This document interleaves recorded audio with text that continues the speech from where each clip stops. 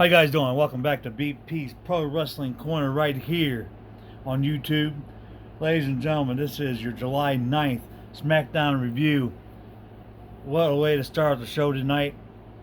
I'm telling you guys what, man. What happened, it was just crazy. The show starts off with Dolph Ziggler pulling up to the arena. He gets out and grabs his suitcase, and Kayla Braxton stops him before he gets to the building, and she's interviewing him about what happened the last week with him and Kevin Owens in the middle of the ring. And while that interview is going on, Kevin Owens comes pulling up to interrupt Dolph's interview there, and it pisses Dolph off. It pisses them off, and they end up getting a big ass scuffle outside the ring. A big ass brawl ensues out in the parking lot. A bunch of guys had to break him up and stuff. Shane McMahon comes out and tells Kevin Owens he has to leave the arena, to leave the parking lot. He's not allowed in the building. He tells Dolph Ziggler to come inside, to get inside the building. That happens. The show goes to commercial break. It comes back from commercial. It shows Kevin Owens jumping over the guardrail, and he picks up the mic, and he is cutting probably one of the best promos ever since CM Punk was there, since CM Punk's pipe bomb. Kevin Owens just let it all out.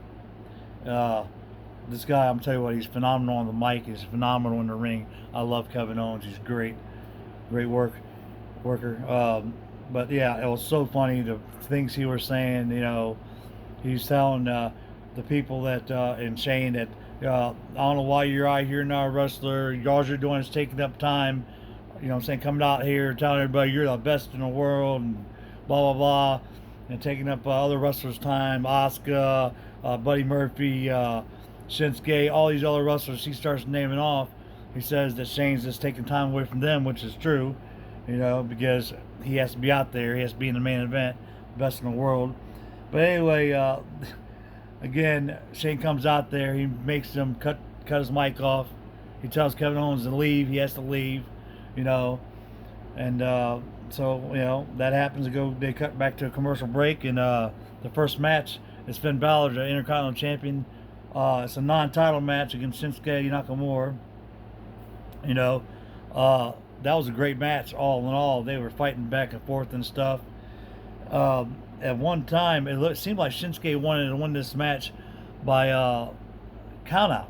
He kept on throwing Finn Balor out of the ring constantly, back and forth, like 3 or 4 times. He throws him out of the ring, tries to get this count out.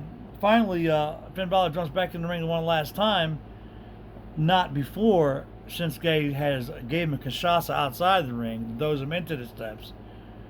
You know, then he goes back in the ring, tries to get the last count out. It didn't happen because Finn Balor jumps in the ring, but at the end, Shinsuke Nakamura won this match. Thank God it was a non-title match, because you would have a new Intercontinental Champion right now. But he wins this non-title match against Finn Balor with another Kinshasa.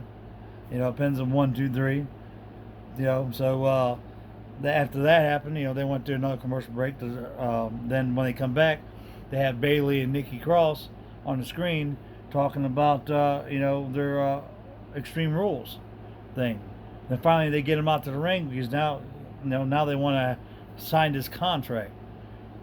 It's going to be Bayley versus Nikki Cross and Alexa Bliss for the SmackDown Women's Championship. You know, in a handicap match. That was the stipulation. If you remember on Raw, you know, Nikki Cross won the Beat the Clock challenge, so she got to pick the stipulation for her and Alexa, and that's what she picked, was a handicap match for her and Alexa to beat Bayley. And she said that if her and Alexa do beat Bayley, that they're going to be the first ever SmackDown Women's Champion. I don't know how well that's going to do. You know, Alexa don't play well with others. She's not going to let that happen regardless. So, well, it's going to be crazy to see what happens there. Extreme Rules comes Sunday with that.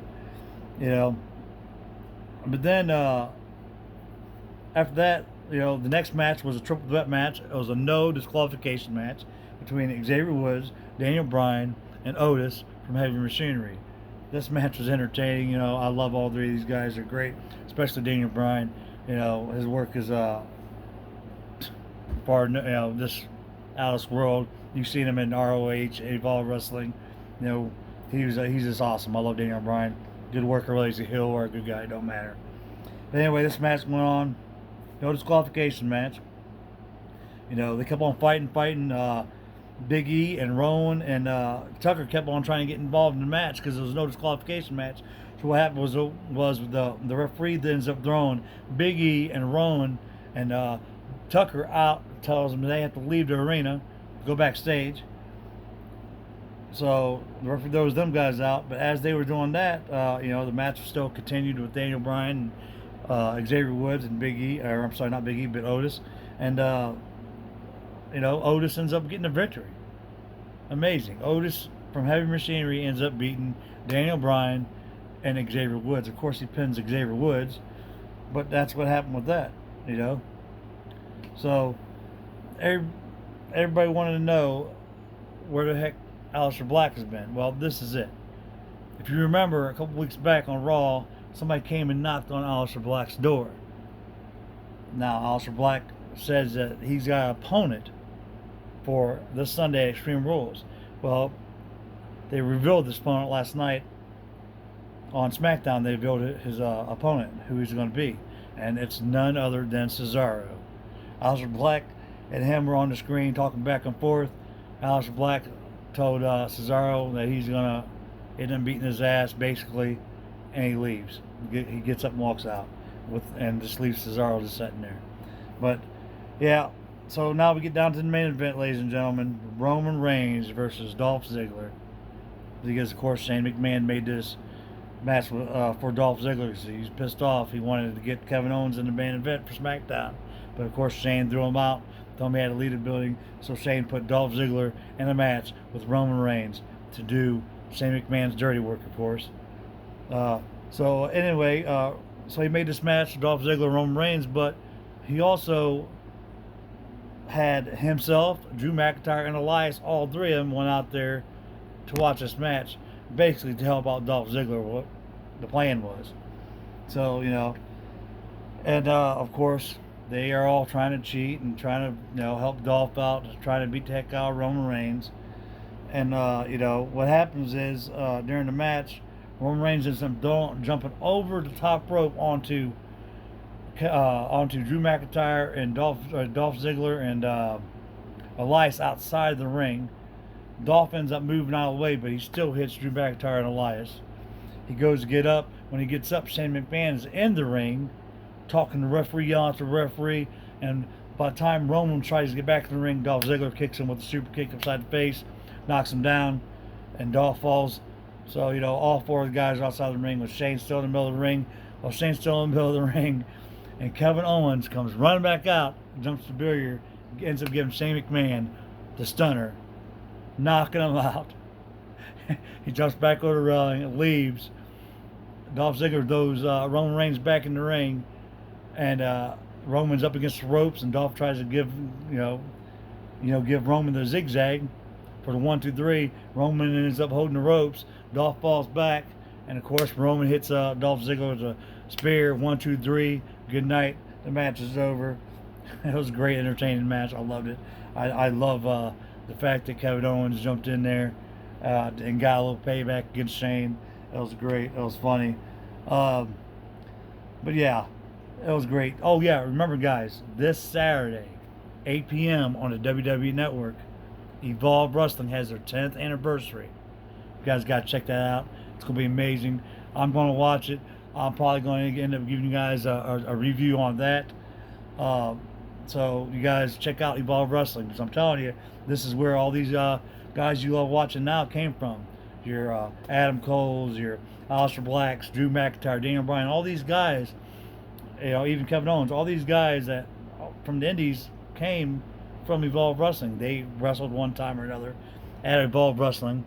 It's a great organization, and whoever's wrestled for them, I'm sure, they're well established now, because Evolve is a great independent company, and a lot of these big name guys came from Evolve. But please make sure you guys watch this 10th anniversary show. It's gonna be great, awesome show to watch.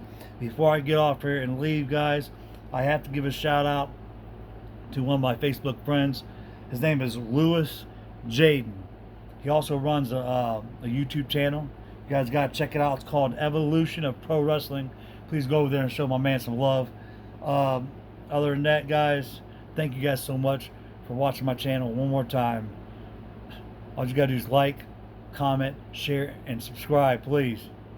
And remember, you're right here on the corner.